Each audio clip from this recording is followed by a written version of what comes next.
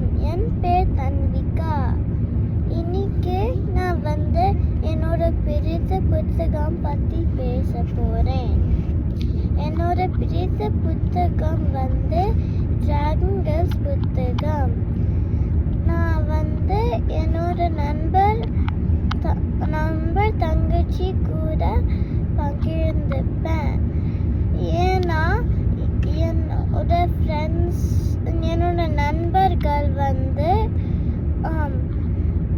Fantasy விலங்கெல்லாம் பிடிக்கும். அப்புறம் எங்களோட தங்கச்சி என் கூட படிக்க பிடிக்கும். அதுக்கு தான் நான் டிராகன் கேர்ள்ஸ் புத்தகம் என்னோட பிடித்த புத்தகம். நன்றி, வணக்கம்.